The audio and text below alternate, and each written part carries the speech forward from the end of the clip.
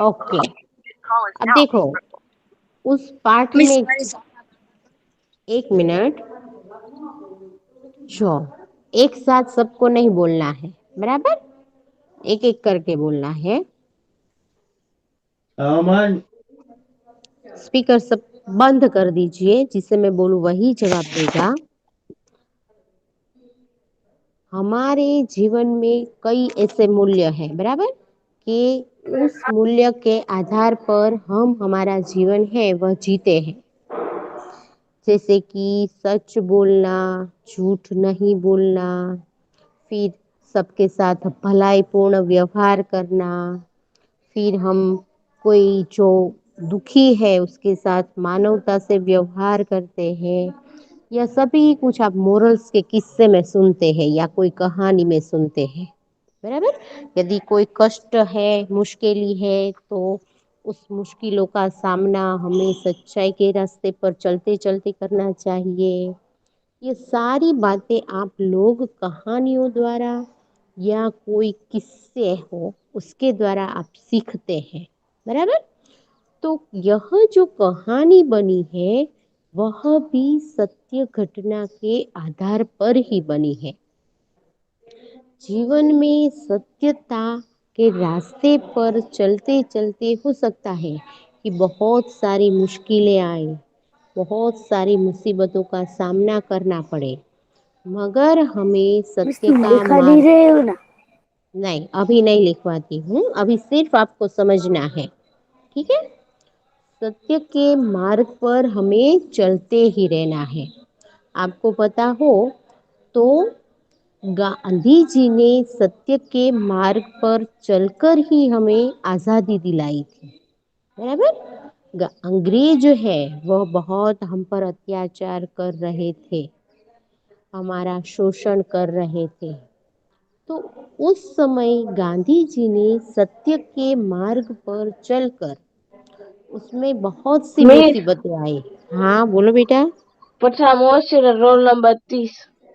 Okay. तो उस समय गांधी जी ने सत्य के मार्ग पर चलने के कारण बहुत मुसीबतों का सामना किया।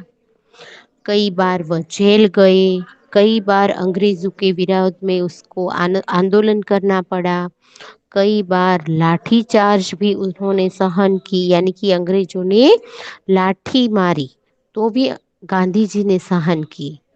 फिर आपको पता है कि दांडी कूच में गांधी जी पैदल ही चलकर गए।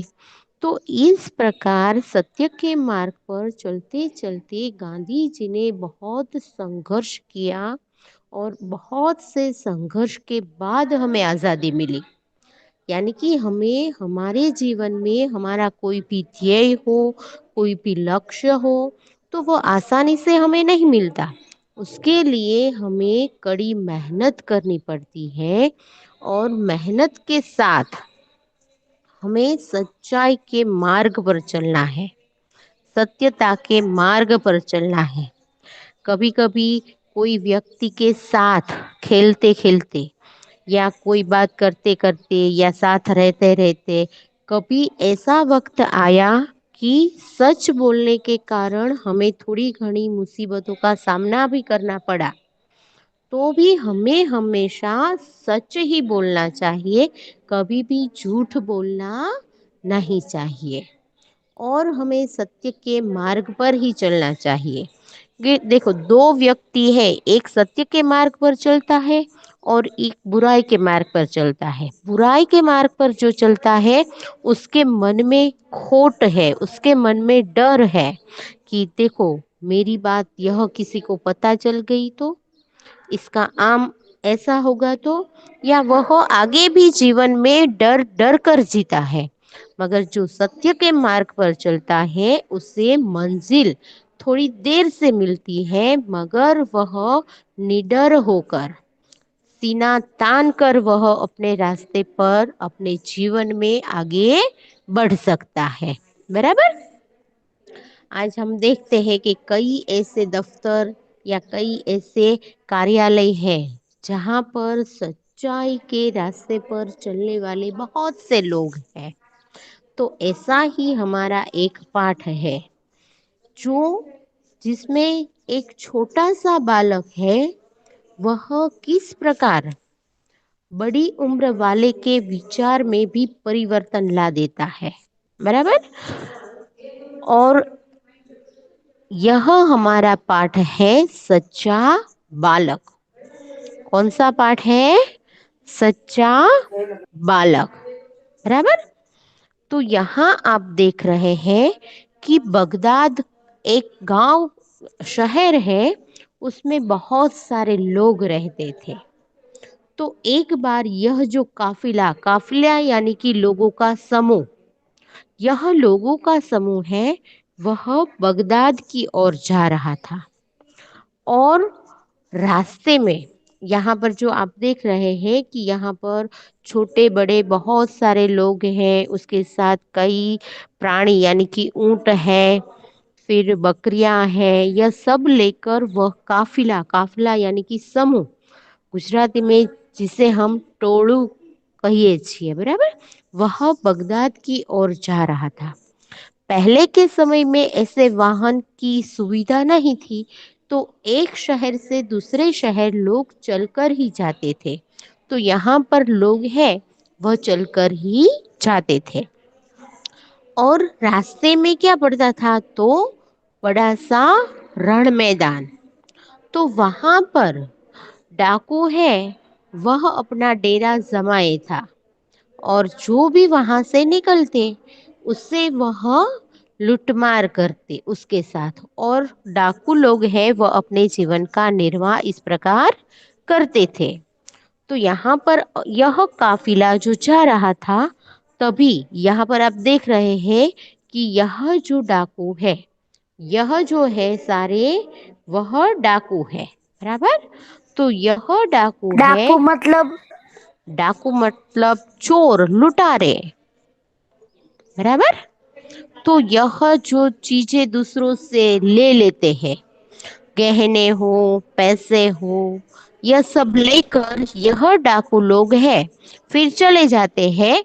और वह अपने जीवन का निर्वाह निर्वाह यानी कि अपने जीवन का खाना पीना रहना, वह उसी पैसे से करते थे। बराबर। तो यहाँ पर यह जो लोग हैं, वह जा रहे थे। तो स्वाभाविक है कि हम एक शहर से दूसरे शहर जाएंगे, तो कुछ पैसे हमारे पास होंगे, कुछ चीजें होगी। तो लोगों के पास तो चीजें थी। तो यह बीच में ही डाकू उसे रोक देते हैं और कहते हैं कि आपके पास जो भी है वह हमें दे दीजिए। यदि कोई व्यक्ति नहीं देता, तो डाकू है, वह उसे मार कर भी वह चीजें ले लेते हैं। तो उससे कोई किसी की जान की परवाह नहीं होती। डाकू को मारना मतलब उसके लिए तो एक छोटा सा खेल है। तो इसी प्रकार वह इस समूह के सामने आ जाते हैं, इस काफिले के सामने डाकू लोग आ जाते हैं कि चलो आपके पास जो कुछ भी है वह हमें दे दीजिए। और सब लोग डर गए और उसे जो कुछ भी था वह डाकू को दे दिया। जो नहीं देते थे, उससे डाकू छीन कर ले लेते थे। तो यहाँ इस काफले में एक 9 साल का बालक था। आप यहाँ देख रहे हैं कि यह जो बालक है, यह बालक दिखाई देता है ना आपको? मैंने राउंड किया वह। हानिस दिखाई दे रहा है। ओके। तो यह जो बालक था वह सिर्फ 9 साल का था। कितने साल का था? 9 साल का। और वह अकेले ही, यानी कि उसका जो यह काफिला था उसमें वह सिर्फ अकेला ही था। उसकी माँ नहीं आई थी, उसकी माँ घर पर थी और वह अकेला ही आया था। तो यह जो था, वह बालक भी इस काफिले के साथ था। और डाकू लोग जो सभी से लूटमार कर रहे थे, वह दूर से देख रहा था, यानी कि वह एक और खड़ा था। अब दूसरी में आप देख सकते हैं कि डाकू, जब लड़का अकेला खड़ा था, यहाँ पर आप देख सकते हैं कि लड़का अकेला खड़ा था, तब डाकू उससे पूछता है, लड़के से, कि क्या तुम्हारे पास कोई धन है? तो यह जो लड़का है वह बताता है कि हाँ, मेरे पास 40 अशर्फिया है। पहले के समय में हम जो अभी रुपये हमारा चलन है वह रुपये नहीं था, मगर तब अशर्फिया थी। लोग जो खरीदने का एक दूसरे से चीज लेने देने का व्यवहार करते थे वह अशर्फियों से करते थे। अशर्फा यानी क्या, आपको पता है? अशरफिया हम किससे कहते हैं? पैसे को। किसे? पैसे को। पैसे को। पैसे को कहते हैं। मगर आज हम जो कागज की नोट का इस्तेमाल करते हैं तो वैसे नहीं। उस समय यह जो अशरफिया थी वह सोने की थी। सोने की थी। कैसी थी? सोने के सिक्के होते थे। तो लड़का कहता है कि मेरे पास 40 अशर्फिया है। अब लड़के को देखकर तो लगता नहीं कि उसके पास 40 अशर्फिया होगी, मगर जब लड़के ने बताया तो यह जो डाकू है वह आश्चर्यचकित रह गया और वह डाकू को लेकर अपने सरदार के पास आता है और सरदार से कहता है, क्या कहता है? कि यह लड़का अपने पास 40 अशर्फिया है ऐसा बताता है। यानी कि मैंने इस लड़के को पूछा कि तुम्हारे पास कुछ है, तो यह लड़के ने कहा कि मेरे पास 40 अशर्फिया है। फिर यह जो डाकू का सरदार है वह उसे पूछता है कि क्या तेरे पास 40 अशर्फिया है? तो लड़का कहता है कि हाँ, मेरे पास तो 40 अशर्फिया है। तो फिर सरदार पूछता है कि वो अशर्फिया कहाँ है? तो यहाँ पर आप देख सकते हैं कि उसने जो सदरी पहनी हुई है उसे फाड़कर वह 40 अशर्फिया डाकू के सरदार को दिखा रहा है। यानी कि उसके पास 40 अशर्फिया है, इसका प्रमाण वह डाकू के सरदार को बता रहा है। अब यह 40 अशर्फिया दिखाने के बाद डाकू उसे पूछता है कि 40 अशर्फिया इस प्रकार रखने का तुमने विचार कैसे किया? तो यह लड़का जो है वह कहता है कि मेरी माँ ने किसी को पता न चले इसीलिए सदरी के अंदर सिलाई करके अशर्फियों को रख दिया। यह मेरी माँ ने किया है। तो डाकू उसे बताता है कि इस प्रकार तुम्हारी माँ ने अशर्फिया छिपा दी थी, तो तुम यदि न बताते तो हमें पता नहीं चलता। फिर तुमने क्यों बता दिया कि कह दिया कि मेरे पास 40 अशर्फिया है?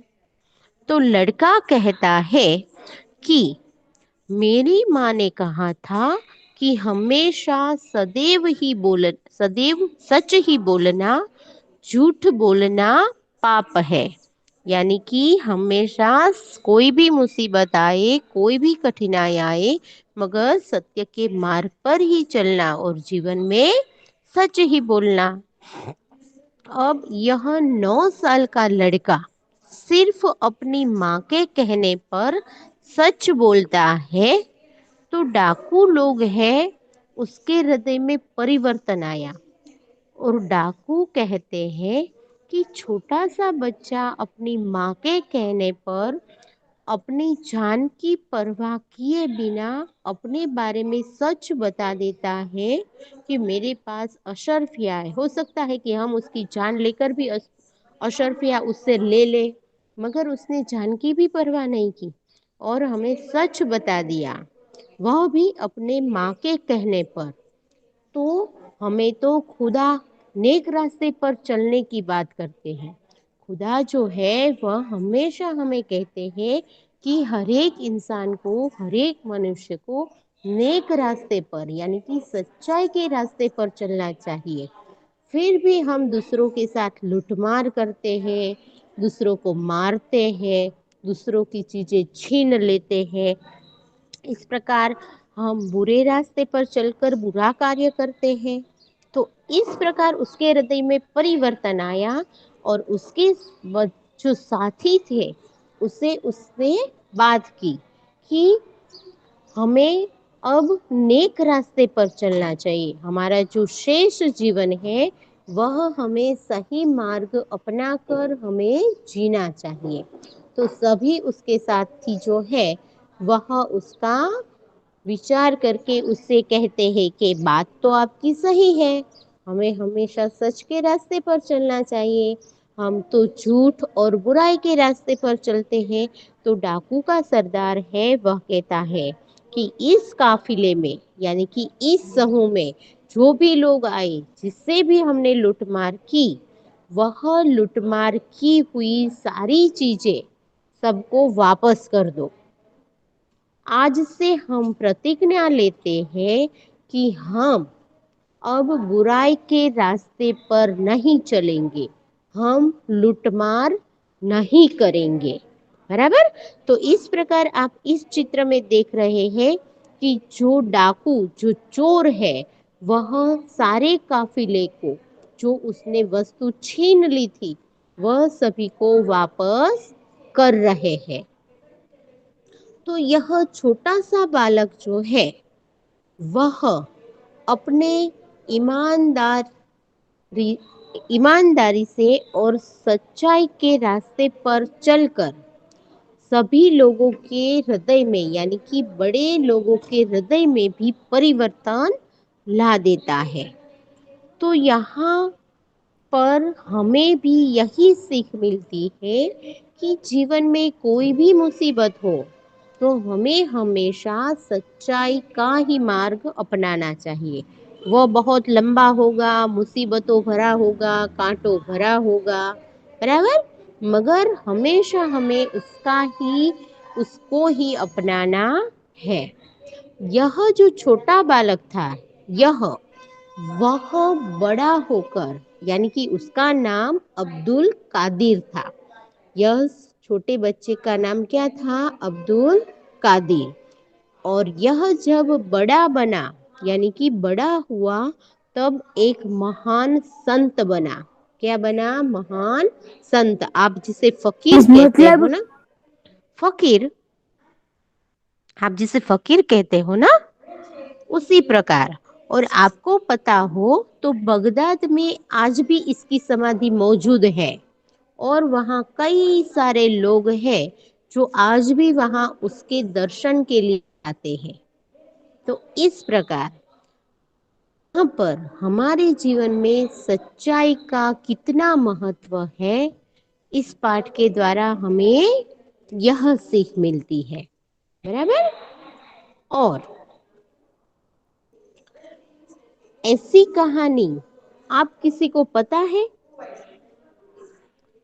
जो सत्य के मार्ग पर चलकर बहुत सारी मुश्किलों का सामना मगर फिर भी अपने सत्यता के मार्ग को किसी ने नहीं छोड़ा? ऐसी कहानी आपको पता है किसी को? मोरल्स के कई किस्से हैं, ऐसा कोई किस्सा है जो सच्चाई के मार्ग पर चलना हमें सिखाता है? गर्ल्स, पता है बेटा किसी को? नहीं। किसी को पता नहीं? हाँ मिस। हाँ तो आप बताइए बेटा। मिस एक छोकरो હતો ને हिंदी એને में, हिंदी में बोलिए। हाँ, एक लड़का था। एक लड़का था, वो स्कूल में जा रहा था।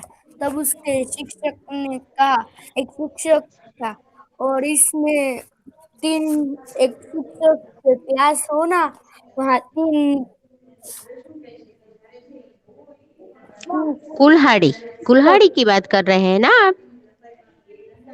નામ तो મીસ અમારા ગુજરાતીમાં એક પાઠ આવે છે ને, એમાં हम्म। એક છોકરો હોય ને એ સાચું જ બોલતો હોય. हाँ तो, हाँ तो वहाँ कोई बात नहीं, चलो आप गुजराती में बताइए। હા તો એના ત્રણ શિક્ષક હતા. તો પછી ઈ કે કે મે આઈ કમિંગ સર? કે યસ.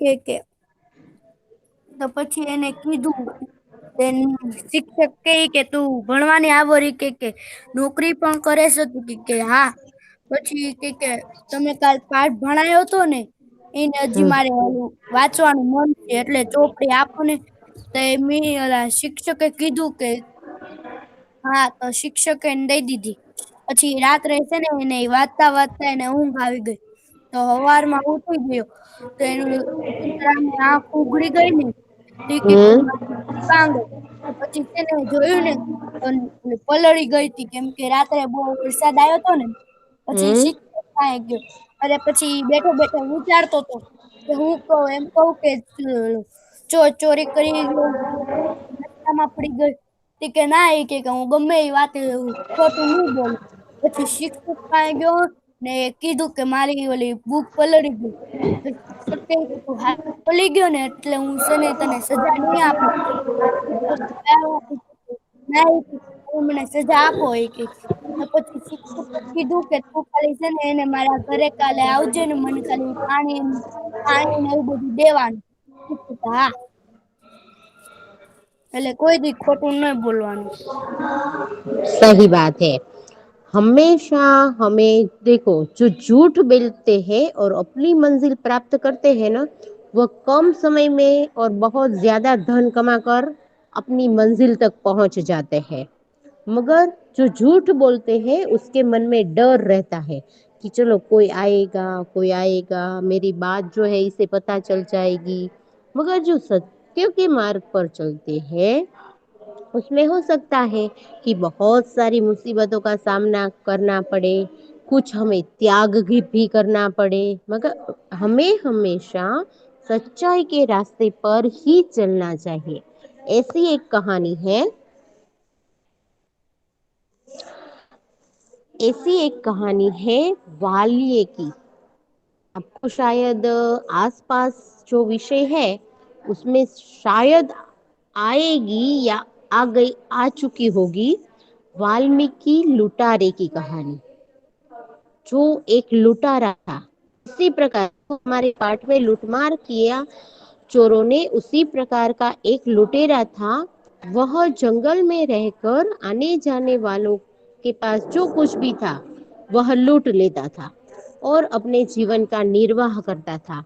अपने कुटुंबी जन में उसकी पत्नी, उसके माता पिता, उसका बच्चा जो था, उसके लिए भी वह लूटमार करता था। उसके खाने पीने की चीजें, उसके रहने की व्यवस्था, उसके पहनने के कपड़े आदि खरीदने के लिए वह इसी प्रकार जंगल में लूटमार करता था। मगर एक बार उसे महान संत मिले जिसका नाम था नारद जी। तो वह महान संत ने उस वजह रहे थे, तो इस लुटारे ने कहा कि रुकिए, आपके पास जो कुछ भी है वह मुझे दे दीजिए। मगर नारद जी ने कहा मेरे पास तो कुछ भी नहीं है, मेरे पास तो यह सिर्फ तंबूर है अपना, जिससे संगीत बजता है। तो वह कहता है कि नहीं, आपके पास कुछ न कुछ तो होगा। तो नारद जी कहते हैं कि मेरे पास तो कुछ भी नहीं है। तो फिर नारद जी उसे कहते हैं तुम सब ऐसे बुरे रास्ते पर क्यों चलते हो। तो वह कहता है कि मेरे माता पिता है, पत्नी है, बच्चे हैं, तो इन सभी के जीवन का निर्वाह जो है, उसके जीवन का जो गुजारा है, खाने पीने की चीजें हैं, उसके लिए मुझे कुछ ना कुछ तो करना पड़ता ना, तो उसके लिए मैं यह करता हूँ, मैं अपने लिए कुछ नहीं करता। तो नारद जी उसे बताते हैं कि तू जो यह पाप कर्म दूसरों को लूटता है, दूसरों को मारता है, तो तुम्हारे सिर पर पाप का बोझ बढ़ता है। तो क्या इस पाप के बोझ के हिस्सेदार तुम्हारे घर वाले हैं? तू जरा पूछ के आ। तो वह कहता है लुटारा कि तुम यहाँ से चले जाओगे, इसीलिए तुम मुझसे यह बात करते हो, बाकी मेरे परिवार वाले मुझे तो बहुत प्रेम करते हैं। तो यह कहते हैं नहीं, मैं तुम्हें सिर्फ यहाँ पर ही खड़ा रहूंगा, तुम पूछ कर आओ। तो वह लुटारा जो है वह नारद जी को एक रस्सी से पेड़ के साथ बांध देता है ताकि वह यहाँ से चले न जाए। और वह घर जाता है, अपनी पत्नी से पूछता है कि मैं जो तुम्हारे लिए यह सभी जीवन निर्वाह की चीजें की व्यवस्था करता हूँ, जिसके लिए मैं यह चोरी करता हूँ, दूसरों को मारता हूँ, तो मेरे सिर पर जो पाप का बोझ बढ़ता है, क्या तुम उसमें हिस्सेदार बनोगी? तो उसकी पत्नी साफ मना करती कि पाप तुम करते हो तो इसका फल भी तुम्हें ही भुगतना पड़ेगा। तो इसी प्रकार वह अपने माता पिता को भी पूछता है कि क्या मैं आपके लिए यह जो जीवन निर्वाह के साधनों की व्यवस्था करता हूँ और यह जो चोरी लूटमार का पाप का कार्य करता हूँ, तो इस पाप के कार्य में का क्या आप हिस्सेदार हो? तो उसके माता पिता भी मना कर देते हैं, उस वो जो छोटा उसका बच्चा था वह भी मना कर देता है। और फिर वह निराश होकर वापस जंगल में नारद जी के पास आता है और कहता है कि मेरे पाप, इस पाप में तो मेरे घर वाले कोई हिस्सेदार नहीं है। तो नारद जी उसे बताते हैं, तो फिर यह बुरा मार्ग तुम छोड़ दो, ईश्वर के बताए सच्चाई के रास्ते पर तुम चलो, नेक रास्ते पर तुम चलो और अल्लाह और ईश्वर का नाम लो, ताकि तुम्हारे जीवन का उद्धार हो। आप जिसे कहते हैं ना जन्नत, तो हिंदी में हिंदू लोग उसे स्वर्ग कहते हैं। तो तुम्हें स्वर्ग, ईश्वर अल्लाह की प्राप्ति हो। तो यह बात समझाते हैं और उस लुटारे को यह बात समझ में आ जाती है और तभी से वह अपने जो लूटमार करने का धंधा है, लूटमार करने का जो कार्य है, वह छोड़ देता है और एक पेड़ के नीचे उसने जो नारद मुनि ने जाप किया कि तुम अब सिर्फ राम राम का जाप जपो, जिससे तुम्हारा जीवन है उसका उद्धार होगा। उद्धार यानी मतलब कि तुम्हारा जीवन अच्छा होगा। तो यह जो लुटारा है, हाँ 21 ज्वाइन થઈ ગઈ। ओके, अब आखिर में आप ज्वाइंट हुई बेटा? नाम इसमें कब की ज्वाइंट हो गई हूँ। तो कोई बात नहीं, तो फिर उसे नाम देते हैं कि तुम राम नाम का जाप जपो, जिससे तुम्हारा कल्याण होगा, तुम्हें ईश्वर अल्लाह की प्राप्ति होगी। तो तभी से, जब से नारद जी ने बताया, तभी से वह पेड़ के नीचे समाधि लेकर बैठ गया कि उस कई वर्षों तक उसने तप किया और उसके ऊपर एक मिट्टी का ढेर जैसा बन गया। वह जहाँ बैठा था ना, कई वर्षों तक बैठा, तो वह मिट्टी के ढेर के अंदर जैसे छिप गया हो और अंदर ढेर से आवाज मतलब रही हो, ढगलो, बराबर।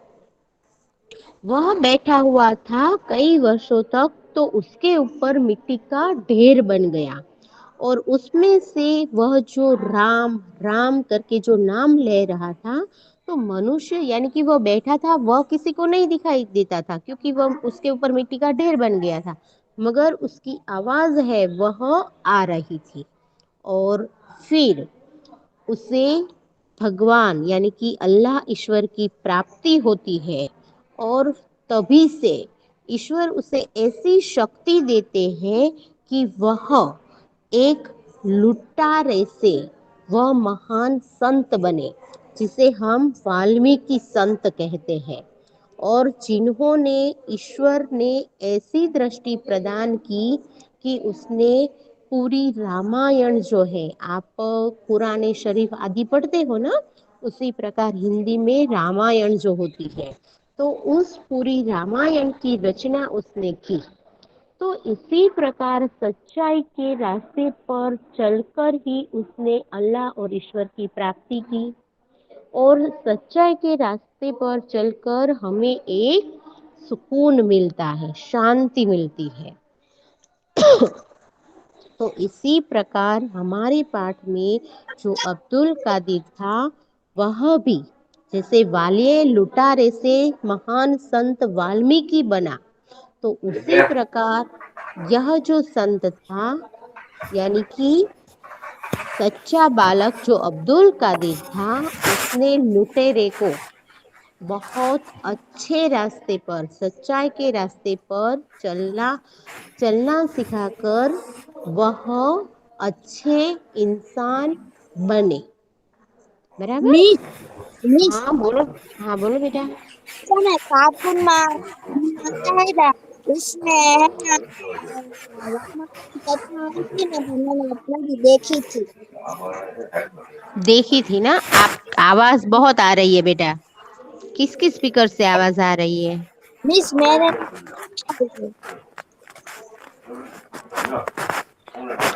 रौजानी ओके। तो इसी प्रकार हमें किसी भी मुसीबत में भी हमारी सच्चाई है, हमारा सच्चा जो रास्ता है, वह हमें कभी भी छोड़ना नहीं चाहिए। इसी प्रकार इस पाठ से हमें सीख मिलती है। बराबर। चलो अब कोई किस्सा आप लोगों को पता मिस है मैं बेटा? रौजानी थी मेरा नाम सकीना से। ओके बेटा, कोई बात नहीं। किसी ने शायद आपकी सरनेम से आपको बुलाया होगा, है ना? चलो अब किसी को कोई किस्सा याद है, कोई कहना चाहता है?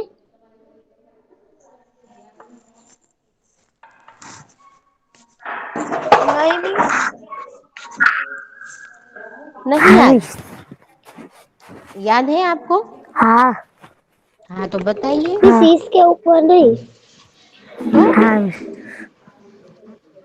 इसको बीच में स्पीकर ऑन करना है। स्पीकर बंद कर दो बेटा। हाँ मिस एक लड़का था उसका नाम क्या था मिस फिर से। हाँ मिस उसका नाम था राहिल। वो हम्म। मिस से शिक्षक के पास गया और कहा कि शिक्षक तुमने वो कैसा वो पाठ तो आपने द- बताया ना, वो अभी अभी ना मिस बताया ये वह तो ना। दूसरा है। ओके। पाठ सिखा रहे हो वो मेरे को बताओ। उसको चौपड़ी दो तो उसने चौपड़ी दी दी। फिर कहा तो वो घर पे ले जा रहा था। फिर वो सोते सोते उसको ऊँघ आ गई। फिर उसके छाती नींद पर आ गई। पुस्तक पड़ा था। नींद आ गई। फिर उसके छाती पर पुस्तक पड़ा था। फिर वो पढ़ खूब मतलब फन में जा रहा था ना तो उसकी चोपड़ी खो गई। पुस्तक। तो हाँ पुस्तक खो गई। फिर वो सुबह मॉर्निंग ट्यून मतलब अलार्म बजना तो उसको अचानक से आँख खुल गई। फिर देखा तो कहा उसने कहा मेरी चौपड़ी मेरी पुस्तक कौन ले गया। फिर सर के जाके कहता है कि मेरी चौपड़ी को ले ले गया है इसलिए मुझे माफ कर दो। तो उसने कहा कि माफ कर देता। सही है। चलो अगले क्लास में, यानी कि अभी हमारा लेक्चर जो है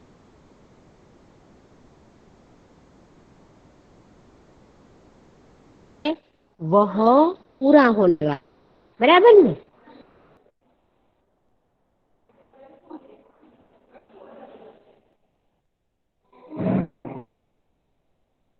जो है वह पूरा।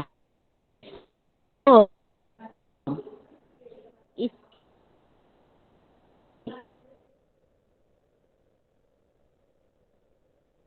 पर चलने वाली कुछ कहानियां जो है वह आपको ढूंढ कर लानी है।